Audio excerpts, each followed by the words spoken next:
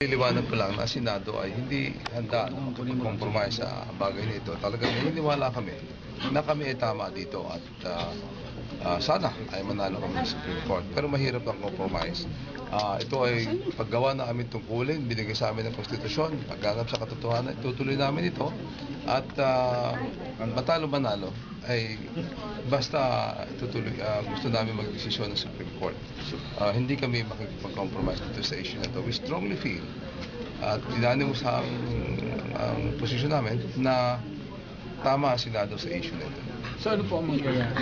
Ni-reject niyo na yung compromise o ano po sa Senado? Well, of course, I will have to officially inform the Chief Justice. Sir, sang issue mismo nagkapit-pitan? Kasi Hindi naman, ito ay isang arrest institusyon. warrant. No, to me, ang importante rito ang institusyon ng Senado.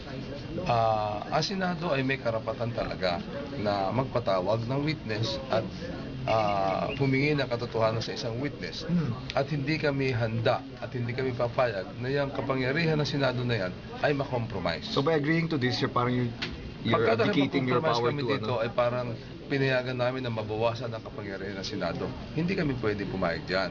Maaring sa mga darating na panahon ay paghanapan kami ng mga senador sa future at kami masisi dito. Sir, ano ang voting?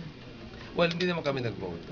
Talagang nag-consensus lamang kami. At yun naman na lumabas sa consensus namin na hindi namin pwedeng payagan na makompromise ang kapangyarihan ng Senado sa issue nito. Ito'y napakahalagang kapangyarihan ng Senado at mismong kami, maski kami, ay hindi namin pwedeng i-compromise yan. Does that mean getting Neri to the Senate is just secondary to your... Secondary ang si Mr. Neri sa issue na ito. Ang nakataya dito ay ang kapangyarihan ng Senado sa pag-issue ng arrest order, sa pag-issue ng subpoena at pagkukonduct ng mga hearings. Itong bagay na ito ay hindi kami pwede makipag-compromise. So maghihintay kayo hanggang magkaroon ng Anong Supreme Court kailangan decision? gawin?